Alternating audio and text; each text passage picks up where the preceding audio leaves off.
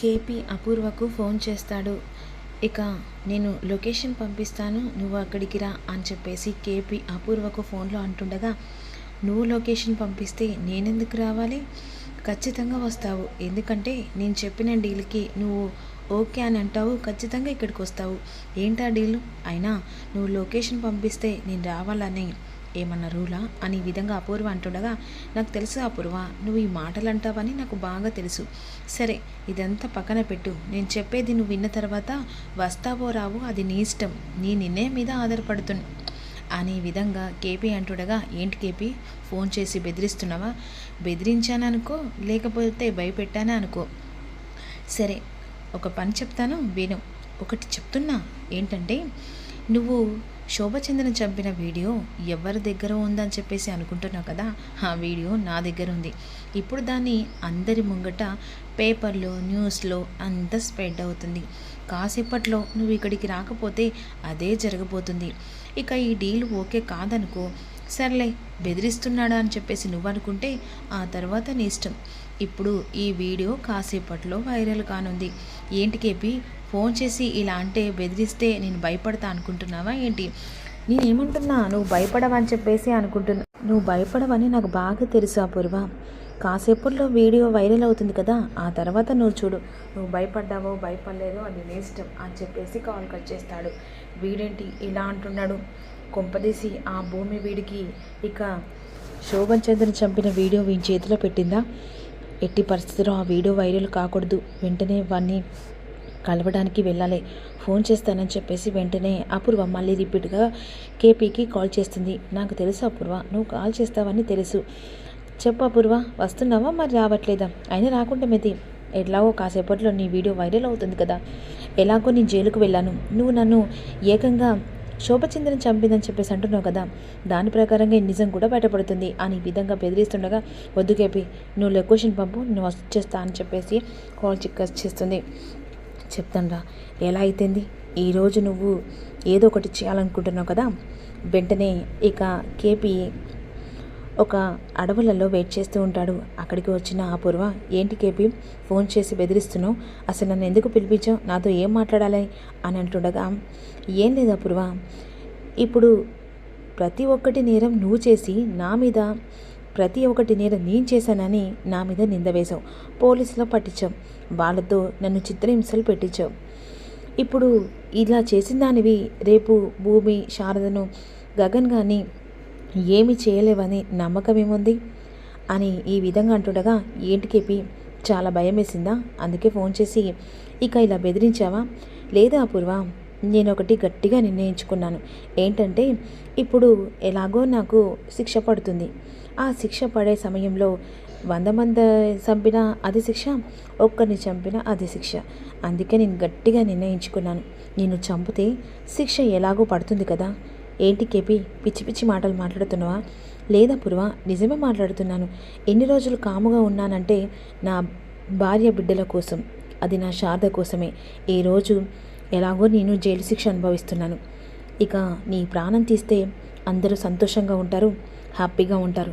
నీ వల్లే కదా ఈ కుటుంబాలు ముక్కలు కావడం, గుడ్డిగా నమ్ముతున్న చరచంద్ర కూడా నీ విశ్వరూపం బయటపడుతుంది. అంటే ఇప్పుడు నువ్వు చంపాలనుకుంటున్నావా? చంపాలనుకుంటున్నానా అని కాదు అపూర్వ, చంపడానికే నేను ఇక్కడికి పిలిపించాను అని వెంటనే కత్తి తీస్తాడు. కేపీ, పిచ్చి పిచ్చిగా ఉందా? నువ్వు నన్ను చంపడం ఏంటి? అవునా అపూర్వ, చంపడానికి కదా నేను పిలిపించింది అని వెంటనే అపూర్వను పట్టుకొని పొడవబోతుండగా వెంటనే అలా కేపీని తోసేసి అలా ఉరుకుతుంటుంది. అదే సమయంలో చరచంద్ర కాల్ చేస్తుంది. బావా బావా, ఈ కేపీ నన్ను చంపుతున్నాడు బావా బావా అని చెప్పేసి అంటుండగా, ఏమంటున్నావు అపూర్వ? అవును బావా, అవును అవును అని చెప్పేసి వెంటనే కేపీ చేతికి దొరుకుతుంది అపూర్వ. ఇక నీ ఆగడాలకు అంతు లేకుండా పోతుంది. ప్రతి ఒక్కరి ప్రాణాలు నీకు చెలగాటమాడుతున్నావు. అందుకే నిన్ను చంపి నేను జైలుకెళ్ళి శిక్ష పడ్డం మంచిదే.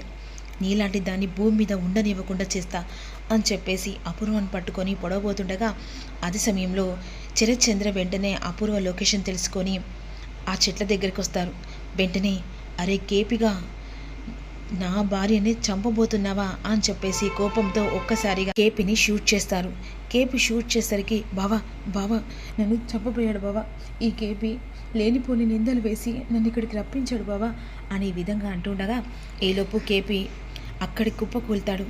ఇక కొన ఊపిరితో ఉంటాడు. వెంటనే హాస్పిటల్ తీసుకెళ్తారు. అదే సమయానికి మీరకు తెలుస్తుంది. ఇక మీర వాళ్ళ అత్తయ్య అందరూ కలిసి హాస్పిటల్ దగ్గరికి వస్తాడు. కేపీని చూసిన సిచ్యువేషన్లో డాక్టర్ చాలా క్రిటికల్గా ఉంది. అతనికి హార్ట్కు ఏకంగా బుల్లెట్ దిగింది. నో ఛాన్స్, ఎందుకంటే తను బ్రతకలేడు అనేసరికి ఇక మీర అందరు కలిసి ఏడుస్తూ ఉంటారు. అదే సమయానికి ఇక భూమి ఎలాగైనా సరే ఈ సాక్ష్యాన్ని బయటపెట్టి అపూర్వ ఆగడాలకు అంతు లేకుండా చేయాలని చెప్పేసి ఆలోచిస్తూ ఉంటుంది. ఇక మరోవైపు డాక్టర్లు లోపల నుంచి బయటకు వచ్చిన తర్వాత సారీ అండి తను చనిపోయాడు అనేసరికి ఒక్కసారిగా అందరూ కుప్పగొలుతారు. మీరా ఇక చెర్రీ అందరూ ఒక్కసారిగా షాక్లో ఉండిపోతారు. ఇక అదే సమయానికి చనిపోయాడన్న విషయం తెలుసుకొని అందరూ ఆ డెడ్ బాడీని వెంటనే ఇంటికి తీసుకెళ్లాలని చెప్పేసి ఈ విధంగా అంటూ ఉంటారు. ఏలోపు మీరా కేపీ మీద పడి ఏడుస్తూ ఉంటుంది. ఇక నువ్వు నాకు అన్యాయం చేసి వెళ్ళిపోయావండి, ఇక నేను ఎవరిని చూసి బ్రతకాలని చెప్పేసి చాలా ఏడుస్తూ ఉంటుంది.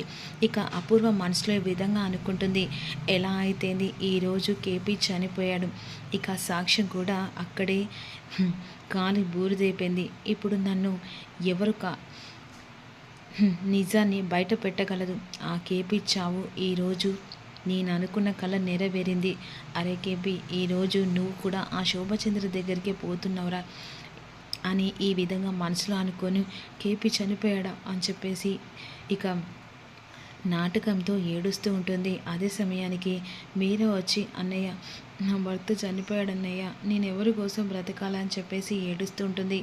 ఈలోపు వెంటనే మీరా అత్తయ్య పక్కకు వచ్చి శారదకు ఫోన్ చేస్తుండగా అత్తయ్య ఈ టైంలో ఫోన్ చేస్తుందని కాల్ లిఫ్ట్ చేస్తుంది.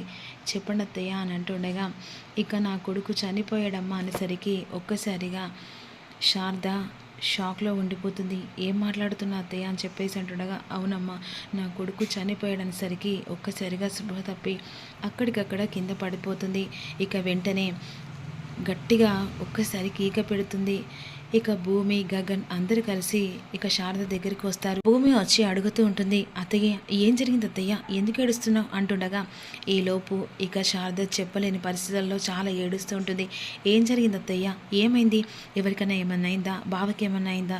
లేదమ్మా, మీ మామయ్య మనందరినీ వదిలేసి పైలోకానికి వెళ్ళిపోయేసరికి భూమి ఆ మాట విని ఒక్కసారి షాక్ అయిపోతుంది. వెంటనే ఆ డెడ్ బాడీని తీసుకొచ్చి ఇంటికాడ అందరు కలిసి చాలా ఏడుస్తూ ఉంటారు. ఇందు బిందు ఇక మరి చెర్రీ అందరూ కలిసి గుండెలు బాదుకొని ఏడుస్తుండగా ఈలోపు అపూర్వ కేపీని కాల్చినది గుర్తు చేసుకొని కోపంతో చూస్తూ షాకింగ్గా చూస్తూ ఉంటుంది.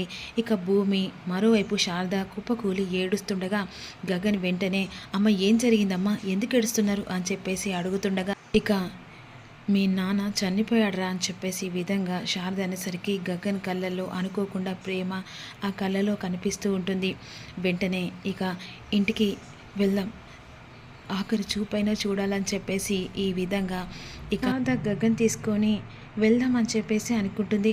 పదరా ఇప్పుడైనా ఆఖరి చూపు చూసుకుందాం అని అంటుండగా ఎవరినమ్మా, ఎవరిని ఆఖరి చూపు చూడాలి, హంతకున్నా శోభచంద్రని చంపిన హంతకుని ఆఖరి చూపు చూడాలా ఏంటి బావా, పిచ్చిగా మాట్లాడుతున్నావేంటి, అసలు మామయ్య ఎలాంటి తప్పు చేయలేదు, చేసిందంతా అపూర్వే అని చెప్పేసి అంటుండగా అపూర్వ అయితే మరి ఆయనని ఎందుకు పోలీసులు పట్టుకెళ్లారు, నిజం బయటపడాలి కదా, నేను రాను, చచ్చినాడు ఎలాగో చచ్చిండు అనేసరికి శారద కోపంతో గగన్ మీద చెయ్యెత్తుతుంది. ఇక మీరు ఎవరు వచ్చినా రాకపోయినా నా భర్తను ఆఖరి చూపు చూసుకుంటానని చెప్పేసి వెంటనే ఇక శారదను పూర్ణి ఇద్దరు కలిసి ఇక చరచంద్ర వాళ్ళ ఇంటికి వస్తారు. అందరూ ఏడుస్తూ ఉంటారు. ఇక అది చూసిన ఒక్కసారిగా లోపలికి వచ్చి కాళ్ళ మీద పడి చాలా ఏడుస్తూ ఉంటుంది. అదే సమయానికి ఇందు బిందు అందరు కలిసి ఏడుస్తూ ఉంటారు. ఇక గగన్ మాత్రం ఇక్కడ ఏడుస్తుండగా భూమి గగన్ దగ్గరే ఉండిపోతుంది. ఇక పాత జ్ఞాపకాలు గుర్తు చేసుకుంటూ గగన్ చాలా ఏడుస్తూ ఉంటారు. అలా ఏడుస్తున్న సమయంలో చుట్టుపక్కల వాళ్ళందరూ అయ్యా ఇక ఎలాగైనా జరిగే కార్యక్రమాలు చూడాలయ్యా, మరి ఎవరు దహన సంస్కారాలు చేస్తారు దగ్గరుండి అంటుండగా నేనని చెప్పేసి చరచంద్ర అంటూ ఉంటాడు. ఈలోపు అన్ని కార్యక్రమాలు జరుగుతుండగా వెంటనే ఆ శవాన్ని తీసుకెళ్ళిన తర్వాత ఆ ఘాటు దగ్గర ఇక తలకొరి పెట్టడానికి ఆఖరికి కోరిక ఇక చెర్రీతో పెట్టించాలని చెప్పేసి శరత్చంద్ర అనబోతుండగా అప్పుడు వెంటనే కేపీ తల్లి, నా పెద్ద మనవడు ఖచ్చితంగా పెట్టాలి, వాడి ఆఖరి కోరిక, నా పెద్ద మనవడు ఎలాగైనా వాడి కార్యక్రమం దగ్గరుండి చూసుకోవాలి అని చెప్పేసి ఈ విధంగా అంటుండగా అక్కడికి గగ్గన్ రాలేదు. వెంటనే శరత్చంద్ర ఈ విధంగా అంటాడు, ఆఖరికి వాడి తండ్రి చచ్చినా కూడా వాడు రాలేదు, అలాంటప్పుడు వాడి చేత తరివి కొరివి పెట్టడం ఏంటి అని ఈ విధంగా అంటుండగా, ఎట్టి పరిస్థితిలో నా కొడుకు ఆఖరి కోరికైనా నెరవేర్చాలి అని ఈ విధంగా అనేసరికి వెంటనే అక్కడ పూర్ణి కాల్ చేస్తుంది. ఇక భూమికి కాల్ చేసి అన్నయ్యతో తలకొరివి పెట్టించాలని చెప్పేసి నాన్న ఆఖరి కోరికనైనా నెరవేర్చాలి, వదిన ఎలాగైనా అన్నయ్యం తీసుకొని రా అని చెప్పేసి అంటుంది. ఈలోపు భూమి గగన్కి, మామయ్య చూపు ఎలాగో చూడలేదు బావా, ఇక ప్లీజ్ బావా ఆఖరి చూపుతో అన్న ఆఖరి తలకొరివి పెట్టు బావా, ప్లీజ్ బావా అని చెప్పేసి అంటుండగా, నీ ఎట్టి పరిస్థితిలో పెట్టనంటాడు. ఏంటి బావా నీ మూర్ఖత్వం, అయినా అత్తయ్య మొహం చూసేనా కాస్త కనికరించి ఎలాగైనా తలకొరి పెట్టడానికి నువ్వు రా బావా అని చెప్పేసి ఈ విధంగా అంటుంది. మరి గగన్ ఆఖరికి కృష్ణప్రసాద్ కోరిక మేరకు తలకొరివి పెట్టడానికి వస్తాడా, ఒప్పుకుంటాడా? మరి ఇక్కడ శరత్చంద్ర గగన్ చేత తలకొరివి పెట్టించడానికి ఒప్పుకుంటాడా అనేది రివ్యూలో తెలుసుకుందాం. మీరు అస్సలు మిస్ కాకుండా చిన్న లైక్ కొట్టండి.